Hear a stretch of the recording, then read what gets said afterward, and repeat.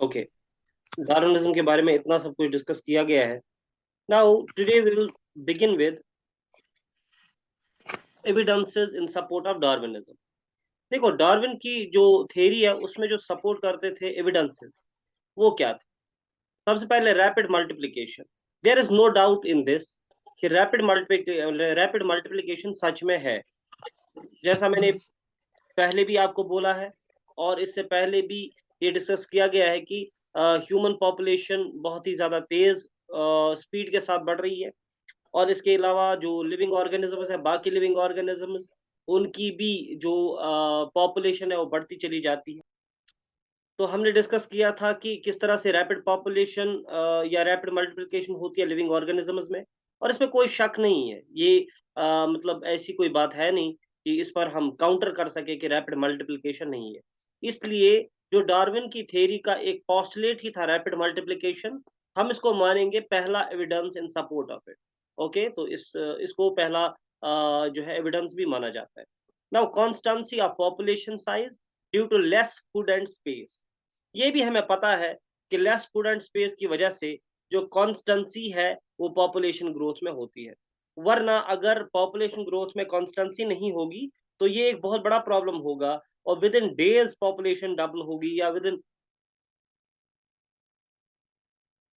In days population of particular insect और anything else वो बढ़ सकता है। और ये एक बहुत बड़ा प्रॉब्लम होगा और इसको कंट्रोल करना बड़ा मुश्किल होगा। ठीक, तो ये एक प्रॉब्लम हो सकती है। लेकिन कॉन्स्टेंसी जो है पॉपुलेशन ग्रोथ में वो लगातार है। वो इसलिए क्योंकि आप देख रहे हो कि हमारे यहाँ डिजास्टर्स आते हैं। ओके, सो हमारे यहाँ फॉर एग्जांपल बहुत सारी और चीजें होती हैं, कैनिबलिज्म होता है। तो ये सारी चीजें जो है या डिजास्टर्स आते हैं, डिजास्टर्स आते हैं। ओके, इसी तरह से फेमाइन्स आते हैं, फेमाइन्स आते हैं। तो इसी तरह से बाकी कुछ चीजें आते हैं। तो इस तरह से पॉपुलेशन ग्रोथ जो वो कांस्टेंट रहता है, ज्यादा नहीं होता। And less food and space तो मतलब ये कह सकते हैं कि फूड एंड स्पेस उतना ज्यादा बढ़ नहीं रहा पॉपुलेशन में। जितना फूड अभी अवेलेबल है उतना ही फूड अगले साल भी होगा, पॉसिबली कम ही होगा, ज्यादा नहीं होगा। तो ये जो है ये दूसरा एक जिसको बोलेंगे एविडेंस है इन सपोर्ट ऑफ इट। ओके, तो इसमें भी कोई शक नहीं है, इसमें भी कोई दो राय नहीं है। तो इसे भी इनकार नहीं किया जा सकता, है ना बेटा? लेकिन एक और चीज है, struggle for existence. Living organisms do struggle for existence. ठीक, तो इसका मतलब ये है कि जब लिविंग ऑर्गेनिज्म में कैनिबलिज्म आप देखते हो, बाकी चीजें देखते हो, it is supporting that there is struggle for existence. ठीक है? ओके, स्ट्रगल फॉर एग्जिस्टेंस का एक सबूत क्या है कि लिविंग ऑर्गेनिज्म सच में एक दूसरे के साथ compete करते हैं। इसीलिए हम देखते हैं केसेस लाइक कैनिबलिज्म, कैनिबलिज्म, या ह्यूमंस में देखें तो वॉर, या कोई और चीज देखेंगे जिससे हमें पता चलता है कि स्ट्रगल होता है एग्जिस्टेंस के लिए, अपने बचाव के लिए। लिविंग ऑर्गेनिजम्स अपने बचाव के लिए लड़ा करते हैं, स्ट्रगल किया करते हैं। तो ये भी एक एविडेंस है। Number 4, extinction of organisms. देखो, अ, ऐसा कहा गया, डार्विन ने कहा था कि जो लिविंग ऑर्गेनिज्म होता है अगर इसमें यूजफुल कैरेक्टर्स है तो ये हमेशा के लिए रहने वाला है। यूजफुल कैरेक्टर्स या यूजफुल वेरिएशंस अगर इसके पास है तो ये हमेशा रहने वाला है। लेकिन अगर इसके पास हार्मफुल कैरेक्टर्स हैं या हार्मफुल वेरिएशंस इसमें आ गई हैं तो इट विल पेरिश, ये खत्म होगा। और इसीलिए हमने देखा कुछ ऑर्गेनिज्म जो हैं वो क्या हो गए, वो एक्सटिंक्ट हो गए।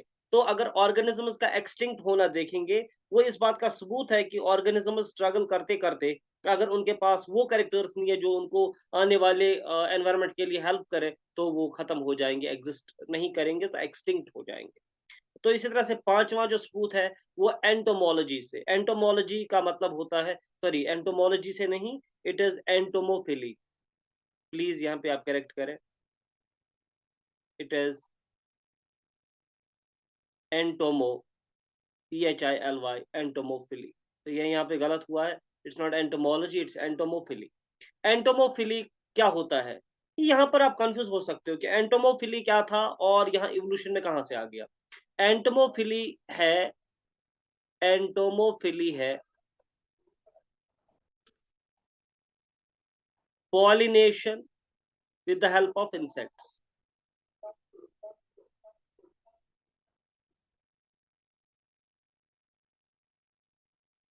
With the help of insects. Insects जब मदद करते हैं पॉलिनेशन में, उस प्रोसेस को हम बोलते हैं एंटोमोफिली। पर ये कैसे हो सकता है evidence in support of evolution या डार्विनिज्म? देखो बेटा, जो हमारे पास फ्लावर होता है ना, ये हमारे पास एक फ्लावर है। ओके, इस फ्लावर से नेक्टर निकालने का काम है एक इंसेक्ट का। ये एक इंसेक्ट है। ओके, तो ये इंसेक्ट है और ये वो फ्लावर है जिसमें इसको पॉलिनेशन करके देना है। तो पॉलिनेशन के लिए क्या, इसको असल में इसको पॉलिनेट करने के लिए नहीं आना है। कभी भी कोई इंसेक्ट ये सोच के नहीं आता कि मैं फ्लावर को पॉलिनेट करके दूंगा, बल्कि वो इस नियत से आता है कि मुझे इसमें से नेक्टर निकालना है। क्या निकालना है? नेक्टर निकालना है। तो नेक्टर निकालने के लिए इंसेक्ट आता है और लगे हाथ इस फ्लावर में होती है पॉलिनेशन। पर आपने देखा होगा, जो प्रोपोसिस ऑफ द इंसेक्ट है, प्रोबोसिस, प्रोबोसिस का मतलब माउथ पार्ट। प्रोबोसिस क्या है? It is the mouth part. Proboscis of the insect जो है, it is always designed, it is design exactly as per the flower shape. यानी flower के इस पेटल में नेक्टर कितना डीप है, उसी हिसाब से इंसेक्ट का ये प्रोबोसिस बनता है। तो अगर फ्लावर जिस तरह का होगा, फ्लावर में नेक्टर जितना डीप होगा, उसी हिसाब से इंसेक्ट का प्रोबोसिस। तो प्रोबोसिस ऑफ द इंसेक्ट और फ्लावर का डिजाइन, ये एक के साथ एक मेल कैसे खाता है? क्योंकि इन दोनों ने इवोल्यूशन किया है, और इवोल्यूशन के लिए इंसेक्ट को इवोल्यूशन ने समझाया कि तुम्हारे पास इस तरह का प्रोबोसिस होना चाहिए, सो दैट आप इस प्लांट के लिए बेटर ऑप्शन होंगे, ताकि आप इस फ्लावर से नेक्टर हासिल कर सकोगे। तो इसका मतलब यहाँ पर फ्लावर का और इंसेक्ट का एक दूसरे के साथ मेल खाना, और इवोल्यूशन के दौरान प्रोबोसिस और फ्लावर का मैच हो जाना, in case of size match हो जाना, ये भी है सपोर्ट करने वाला किसको? डार्विनिज्म को। Then mimicry. What is mimicry? Mimicry is actually the mechanism of looking like the surroundings, looking like surrounding। उससे बेटा, जब आप एक इंसेक्ट को देखते हो, उस इंसेक्ट के एनवायरनमेंट को जब आप देखते हो, तो उसका वो जो शेप, उसका जो कलर है ना, वो एनवायरमेंटल इस एरिया के जैसा होता है। जैसे मैं एग्जांपल दूंगा, जो इंसेक्ट्स अक्सर लीव्स पे रहते हैं, जैसे फॉर एग्जांपल अगर हम देखेंगे, जो हमारा ग्रॉस होपर है, वो किस कलर का होता है? It is always green. Why green? Because उसको ग्रीन लीव्स पे ही होना पड़ता है, रहना पड़ता है। तो ये ग्रीन लीव्स के जैसा अपना करेक्टर या ये स्ट्रक्चर बना दिया, सॉरी, दिस कलर बनाता है। तो इसका मतलब ये है कि ये मिमिक्री करता है अपने एनवायरनमेंट के साथ। और अगर आपने देखा होगा फ्रॉग को, तो आपने देखा होगा जो फ्रॉग होता है, वो अपने सराउंडिंग्स के जैसा दिखता है। ओके, अगर आप देखोगे फ्रॉग का ऑलिव ग्रीन कलर हो सकता है, या फिर इसका ब्राउनिश कलर हो सकता है, सो दैट ये अपने एनवायरनमेंट के साथ मैच हो जाए और दुश्मन इसको ढूंढ ना पाए। तो ये मिमिक्री भी है एक सपोर्ट इवोल्यूशन के लिए, या एक एविडेंस फॉर द, या इन support of Darwinism. Now artificial selection. मैंने कहा डार्विन ने, ये मैंने पहले भी कहा हुआ है कि डार्विन ने बहुत सारे जो फाउल्स है, जो बहुत सारे जो चिकन्स है वगैरह है, यानी बर्ड्स, उन बर्ड्स को उसने क्या किया, उसने कैरेक्टर्स को आर्टिफिशियली सिलेक्ट किया। एक कैरेक्टर को सिलेक्ट किया, दूसरे को रिड्यूस किया, यानी दूसरे को रिमूव कर दिया, सो दैट उसने for example red colour of foul को रेड कलर फाउल के साथ ही ब्रीड कराया, सो दैट आने वाली पॉपुलेशन पूरी रेड हो गई। तो इसने कहा जिस तरह से मैंने आर्टिफिशियली सिलेक्ट किया, तो nature also selects the characters for the existence. ठीक है? ओके,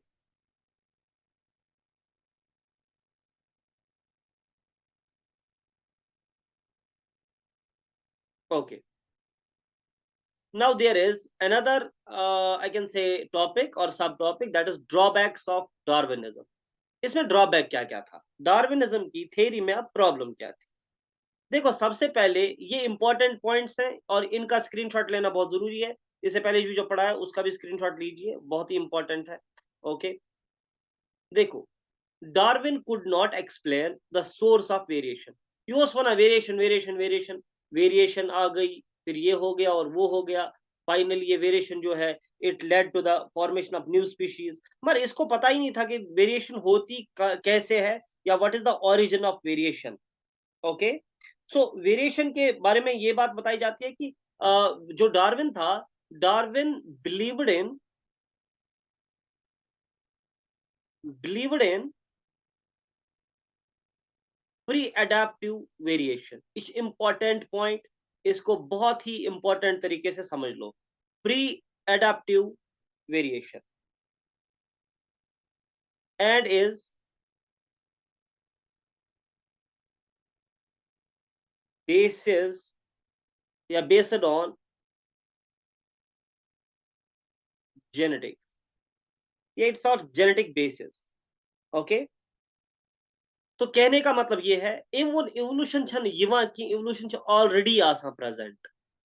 यानी फॉर एग्जांपल यहां पर मैं आपको एक एग्जांपल दूंगा। एवन तो फॉर एग्जांपल हमारे पास एक इंसेक्ट है, व्हाइट कलर का इंसेक्ट, रहता ये ग्रास में है। मगर इसी पॉपुलेशन में ऑलरेडी एक और ग्रुप है जो ग्रीन कलर के हैं। कुछ इम्स थेरी क्या बना, इम्स थेरी बना, जो फॉर एग्जांपल ये लिविंग ऑर्गेनिजम्स हैं, उनमें वेरिएशंस खुद ही होती हैं प्रेजेंट, ऑलरेडी प्रेजेंट, अडेप्ट करने से पहले ही, एडाप्शन से पहले ही ये उनमें प्रेजेंट होती है। मगर वो क्या, फॉर एग्जांपल ये अक वेरिएशन है, ये मिस इंसेक्टस मज की व्हाइट कलर इंसेक्ट, एमसी मज अडन पॉपुलेशन मज या अडन ऑर्गन या अडन ऑफस्प्रिंगन मज में इमन मज ग्रीन कलर, ये ऑलरेडी प्रेजेंट, ग्रीन कलर ते ऑलरेडी प्रेजेंट, व्हाइट कलर ते ऑलरेडी प्रेजेंट। मगर वो क्या प्रॉब्लम, प्रॉब्लम ये फॉर एग्जांपल इम ग्रीन ग्रासस मज रोजान, जो दुश्मन होगा उसको ढूंढना इजी होगा, व्हाइट या ग्रीन, तिमिस गैस इजी ग्रीन थाउंड सॉरी व्हाइट थाउंड, राइट। सो व्हाइट कलर के जो इंसेक्ट्स हैं उनको इजीली खाया जाएगा, वो सर्वाइव नहीं करेंगे। ग्रीन कलर कर सर्वाइव इन मूजब क्योंकि उनका ये जो कलर है ये उनके लिए यूजफुल है, जो उनको दुश्मन से बचाता है। तो इसका मतलब यूजफुल कैरेक्टर वाले बच गए एंड हार्मफुल कैरेक्टर वाले मर गए। अब यूजफुल कैरेक्टर वाले अपनी इस प्रोजिनी को आगे बढ़ाएंगे, क्योंकि यही रिप्रोड्यूस करेंगे और यही फॉर एग्जांपल आगे बढ़ेंगे और बनाएंगे नई नई स्पीशीज। इसका मतलब जीन्स गसन pass on green colour, nature has selected the green colour out of white, यानी व्हाइट कलर रिस्पेक्ट को अल्लाह ताला या नेचरन कुछ चीज सिलेक्ट, इनको सिलेक्ट या नेचरन को select green colour for survival. ठीक है, अथ को win survival of the fittest. ठीक है, ओके। मगर व्हाइट भी ऑलरेडी प्रेजेंट था एंड ग्रीन भी ऑलरेडी प्रेजेंट। वो वेरिएशन जो डार्विन की वेरिएशन थी, डार्विन का जो कॉन्सेप्ट था वेरिएशन का, इन उन वेरिएशन युवा की लेमार्कोस वना वेरिएशन युवा, यानी एनवायरनमेंट को चेंज वेरिएशन आई ना, इन तो वेरिएशन छन युवा की, variation was already present and variation was already present, so nature has only selected the one. Okay, now तो ये एक ड्रॉबैक था इसका। तवई उसने मिस पथ ही ओरिजिन ऑफ वेरिएशन, वेरिएशन आई कही थी, कहां से ओरिजिनेट हो गई वेरिएशन, क्या इज गई वेरिएशन, इसको नहीं पता था। So he proved survival of the fittest इम्यून, यूज हसा फिटेस्ट की यात्मस कुछ फिटेस्ट, फिटेस्ट का मतलब एनवायरनमेंट के हिसाब से सूटेबल कौन है, ग्रीन कलर, क्योंकि ये ग्रास में रहेगा और दुश्मन को दिखेगा नहीं, इनमें सोनो फिटेस्ट। इसको पता था फिटेस्ट जो है वो सर्वाइव करता है, मगर he could not explain arrival of fittest, ये वो नहीं लिखी ये फिटेस्ट ऑर्गेनिज्म में आव है। अगर मेजर पोर्शन ऑफ ये पॉपुलेशन ऑफ व्हाइट कलर, ये ग्रीन कलर आव है, इसको नहीं पता था। Now Darwin failed to explain transmission of variation. अब इसको ये भी नहीं पता था कि वेरिएशंस पास ऑन, चलो इस पेरेंट में आ गई वेरिएशन, ये बना ग्रीन कलर, ये व्हाइट बना ग्रीन, ये कित पॉइंट गए pass on to the offspring, यानी बच्चे में कैसे जाएगा, इम्सस ने पता थी। हालांकि इसने एक थ्योरी दी थी, pangenesis, theory of pangenesis, important. Okay, मगर वीजमैन ने उस थ्योरी को मानने से इनकार किया, वीजमैन ने उस थ्योरी को नकारा। अब ये पेन जेनेसिस क्या है थोड़ी देर बाद हम समझेंगे, पर फिलहाल पको इस बिक्स पर। Darwin could not prove nature's role in evolution. Darwin ने तो नहीं समझा उन्हें कि नेचर का क्या रोल है इस इवोल्यूशन को कैरी आउट करने। एक और important point, Herbert Spencer coined the term survival of the fittest। Herbert Spencer वोन इच्छा नेचुरल सिलेक्शन की। ये कॉन्सेप्ट है सही, मगर ये नेचुरल सिलेक्शन नहीं है, बल्कि इसको हम बोल सकते हैं सर्वाइवल ऑफ द फिटेस्ट। किसने कहा था? हर्बर्ट स्पेंसर ने।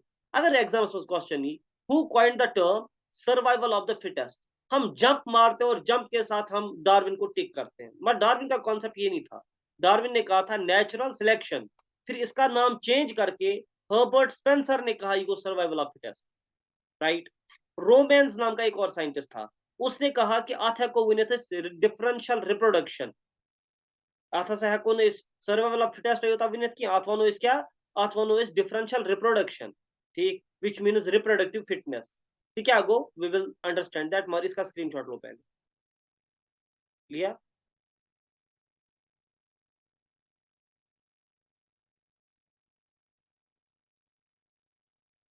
ये प्री एडेप्टिव जो मैं साइड में लिखता हूं ना, ये भी बड़ा इंपॉर्टेंट है, ये पॉइंट बहुत ही इंपॉर्टेंट। ठीक, नाउ यहां पर बात आ गई डिफरेंशियल रिप्रोडक्शन की। पूछो डिफरेंशियल रिप्रोडक्शन क्या है? डिफरेंशियल रिप्रोडक्शन यानी किसने कॉन्सेप्ट दिया था? शाबाश, अभी मैंने बोला ना थोड़ी देर पहले।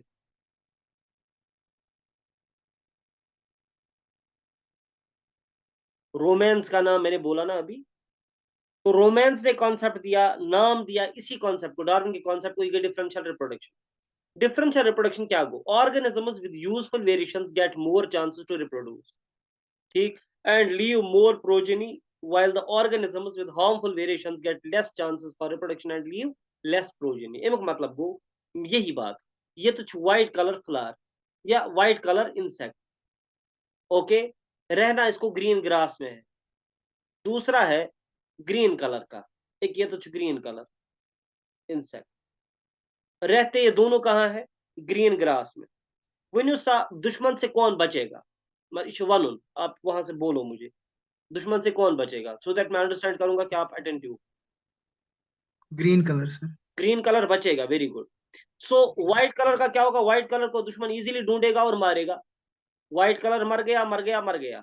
अब जो बचेगा, शादी भी उसी की होगी, दैट मीन जो बच गया वही मेटिंग भी करेगा, और उसके बाद आगे जो जीन्स है वो भी उसी के पास ऑन होंगे। तो आगे वाली जनरेशन जो है वो भी क्या बनेगी? वो भी ग्रीन बनेगी। ग्रीन बन गई, ग्रीन बन गई।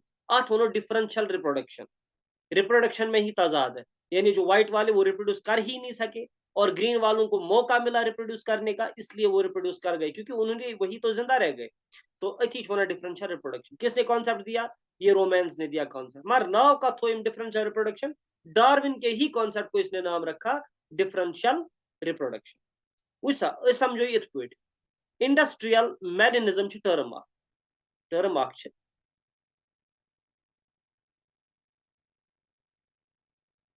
इंडस्ट्रियल मैलिनिज्म, MELANISM, कोई मेलाइन करना, ओके, इंडस्ट्रीज की वजह से किसी का मेलाइन हो जाना, ओके, यानी बिगड़ना।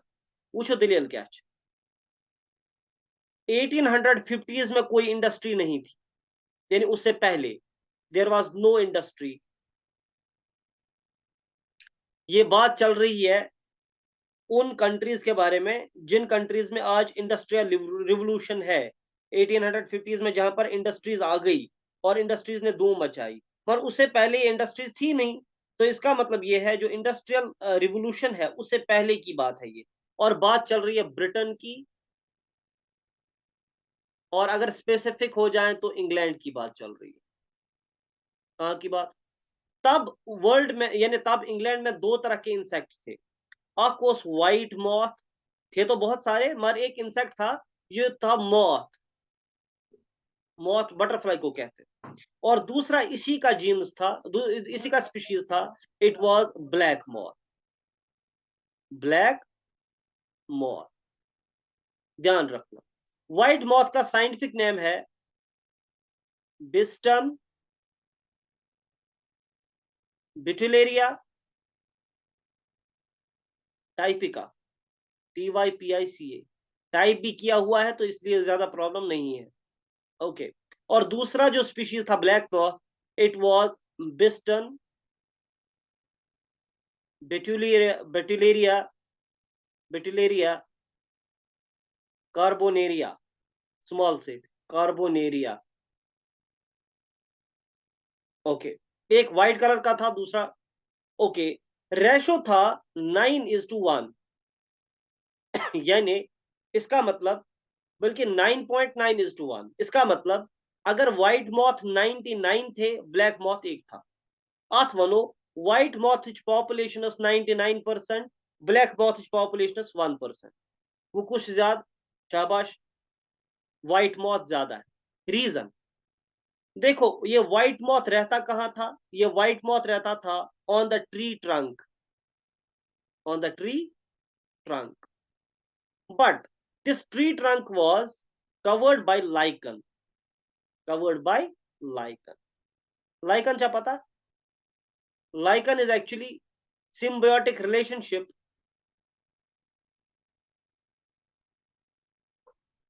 It is symbiotic relationship between algae and fungus. Algae तो fungus येल्ले पान में रलान छ ना, अमनी छ अस वनान ये symbiotic relationship अथी छ वनान ये गो lichen। यमन ट्रीजन उस पेट कन lichen आसान कवर करित, ठीक। lichen छ आसान white color या whitish color, पूर व्हाइट आसने की मर व्हाइटिश आस, इसका मतलब ये पेल होगा। Okay, so you see white colour lichen छु, इसके ऊपर जब ये व्हाइट मॉथ होते थे इम गब गसान, दुश्मन इनको पहचानता नहीं था, ठीक। गो lichen was present on the tree trunk, लाइकनस पेट आसान ये व्हाइट मॉथ यम अथ कहें। वह अगर ब्लैक मॉथ कुछ जाए ऐसे ये दूर ये है ना, तो दुश्मन इसको इजीली पहचानता और इसको खत्म कर देता। इसीलिए ब्लैक मॉथ की पॉपुलेशन कम थी और व्हाइट मॉथ ज्यादा। व्हाइट मॉथ दुश्मन को दिखता ही नहीं था। उसके बाद जब 1850s में इंडस्ट्रियल रिवोल्यूशन आ गया, इंडस्ट्रीज आ गई, सब कुछ आ गया, अब क्या हुआ? लाइकन खत्म। जब लाइकन की पॉपुलेशन खत्म हो गई, लाइकन खत्म हो गया, अब लाइकन की पॉपुलेशन वहां उन पेड़ों पे नहीं है, इसीलिए पेड़ जो है इनके ट्रंक्स जो है वो डार्किश हो गए या ब्लैकिश हो गए, और इनके ऊपर अब ब्लैक मॉथ दिखने नहीं लगा, व्हाइट मॉथ दूर से दिखने लगा। क्लियर? हुआ क्या? अब टोटल रिवर्स हो गया। वो दुश्मन इजी ान व्हाइट मॉथ, ओके, ओतान दुश्मन ग मुश्किल black moth, sorry white moth ान। वो दुश्मन ग इजी व्हाइट मॉथ ान, तिक जो लाइकन व्हाइट कलर का था सह खत्म गुमुत। अब ट्रंक जो है वो कंप्लीटली डार्क कलर का है, इसलिए डार्क कलर में व्हाइट कलर तो दूर से दिखेगा, इसीलिए व्हाइट मॉथ की पॉपुलेशन धीरे धीरे कम होती गई, और एक टाइम आ गया व्हाइट मॉथ की पॉपुलेशन 1% हो गई एंड ब्लैक मॉथ की पॉपुलेशन 90% 99% हो गई। तो हुआ क्या? White moth was already present, black moth was already present, तो मतलब वो variation was already present, it was pre adaptive variation, ठीक। मगर अब हुआ क्या? नेचर ने व्हाइट मॉथ को सिलेक्ट नहीं किया अब, क्योंकि व्हाइट मॉथ में एडाप्टिव वेरिएशन क्या थी? ये व्हाइट कलर का था। ब्लैक मॉथ में वेरिएशन क्या थी? ये ब्लैक कलर का था। According to new environment, lichen ये मक लिया हुआ ना, नो एनवायरमेंट, उस नए एनवायरमेंट के लिए सूटेबल कौन बन गया? सूटेबल बन गया black moth. So nature has selected the black moth. इत पट गसान थ्योरी ऑफ इवोल्यूशन इत पट वर्क करा। एंड ये जो डार्विन का कॉन्सेप्ट था वो यही था। डार्विन का कॉन्सेप्ट इसके अलावा और कुछ नहीं। तो ये हम मान सकते हैं कि डार्विन का एक जो जिसको बोलेंगे एक ड्रॉबैक ये था, लेकिन excuse me,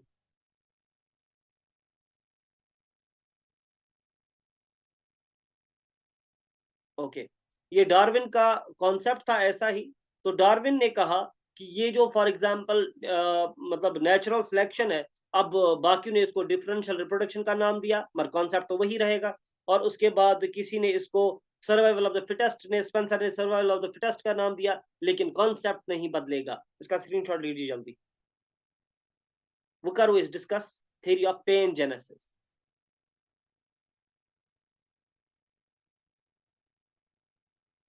Okay. Now, what is theory of pangenesis? Now, what is theory of pangenesis? Pangenesis जो Darwin came this. It was theory given by Darwin. Again. Tim क्या वुन? दोपन यम हसा पेरेंट्स आसान छ, पेरेंट, ठीक, पेरेंट को मेल एंड फीमेल, ये इमन दोन दरमियान गैस रिप्रोडक्शन मेलस मेल सिंस बॉडी मज आसान हर एक organ, every organ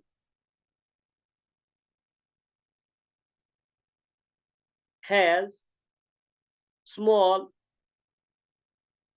particles called pangenes, ठीक, यमिस मज ते every organ has small particles called pangenes, पत क्या गछ यम pangenes, for example liver के अलग पेन जीन्स होंगे, हार्ट के लिए अलग पेन जीन्स होंगे, इसी तरह से किडनी के अलग पेन जीन्स होंगे, आईज के अलग पेन जीन्स होंगे, स्किन का अलग पेन जीन होगा। तो इसका मतलब ये सारे पेन जीन्स फिर एक्यूमुलेट हो जाएंगे, कहाँ एक्यूमुलेट हो जाएंगे? इन स्पर्म्स, किसमें? स्पर्म में।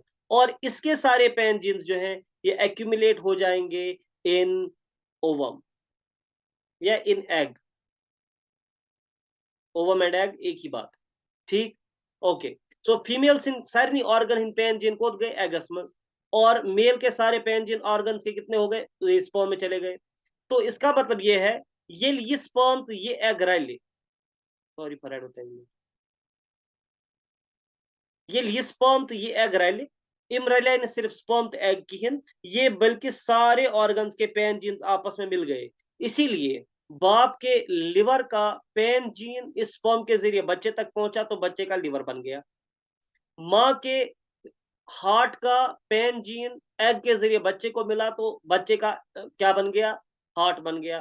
तो इसी तरह से हर एक ऑर्गन का जो पेन जीन है वो बच्चे के अंदर जाएगा और उसके बाद पेरेंट का कैरेक्टर उसको देगा। तो ये पेन जीन था। तो इथे पड़वुनिम अगर हार्ट में कोई वेरिएशन था, लिवर में वेरिएशन था, किडनी में वेरिएशन था, आईज में वेरिएशन था, यमय वेरिएशंस गसन pass on through pangenes into the sperm and egg and then into the offspring. ये इसका कॉन्सेप्ट था, ये वो कॉन्सेप्ट ऑफ पैनजेनेसिस। स्क्रीनशॉट लीजिए।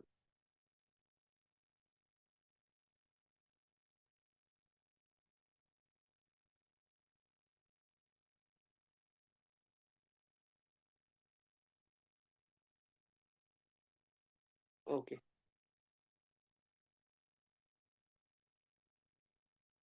समझ में आया?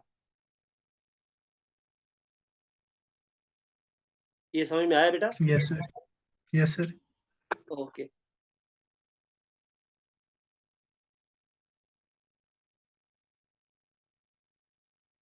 कहाँ पहुंचे हम? पैनजेनेसिस। ओके, अब हम देखेंगे बाकी जो ड्रॉबैक्स हैं थ्योरी ऑफ डार्विन। देखो, Darwin believed that continuous variation, sorry,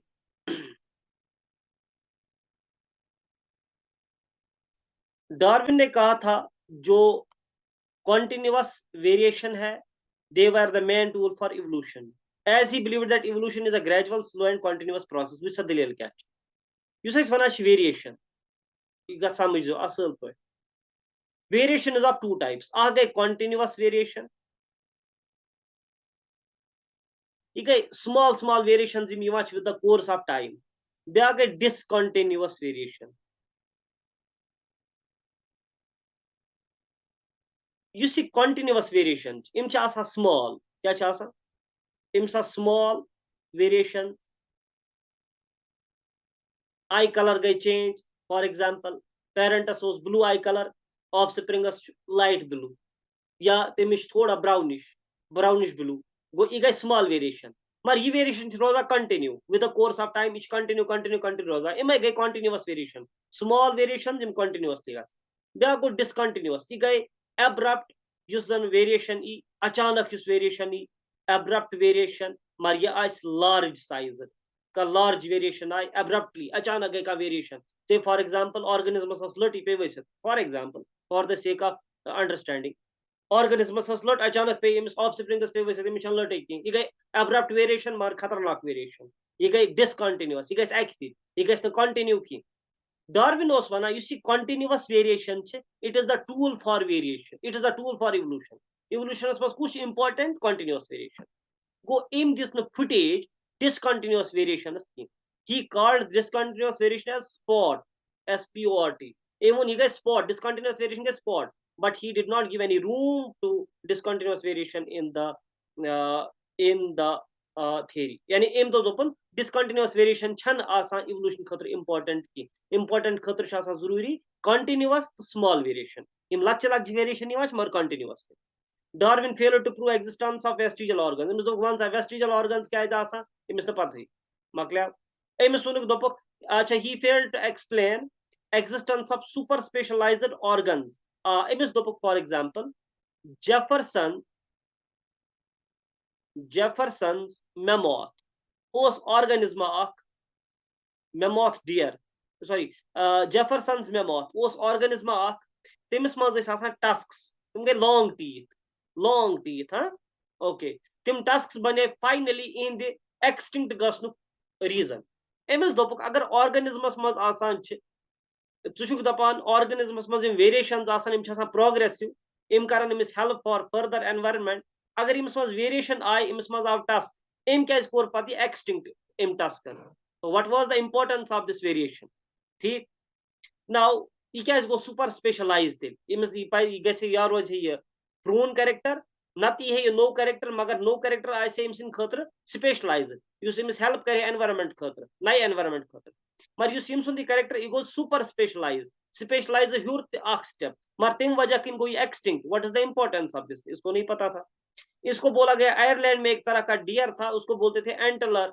sorry उसको बोलते थे आयरिश डियर तो उसमें एंटलर्स थे सींग उसके सींग बहुत ज्यादा ब्रांचेड थे इक्विड राइट आयरलैंड डियर हांगुल उसमें बहुत सारे ये एंटलर्स थे यानी उसके बहुत सारे ब्रांचेड ये हॉर्न्स थे एक हॉर्न था उसके बहुत सारे ब्रांच थे ओके मगर युस ये हॉर्न इन वजह किन गई extinct right so what was the need for this super specialized organ super specialization क्या चाहिए मिस मस गैसे स्पेशलाइजेशन गसिन ये एक्स्ट्रा क्या गो ये स्पेशलाइज इसको नहीं पता था Darwin believed in progressive evolution Darwin ओस वना ऑर्गेनिज्म हसा गस evolve from simple to complex मगर एमिस दोपुक की ऑर्गेनिज्म च गसा रिट्रोग्रेसिव इवोल्यूशन इमन च गसान इमन च का कैरेक्टर लॉस गसा इन द इवोल्यूशन ये रिट्रोग्रेशन प्रोग्रेस रिवर्स इम ऑर्गेनिज्म क्या छ रिट्रोग्रेस इम ऑर्गेनिज्म क्या छ रिट्रोग्रेसिव इवोल्यूशन हावा इम क्या छ पनन की कैरेक्टर लॉस करन ठीक सो मगर इसको पता नहीं था so these were some drawbacks of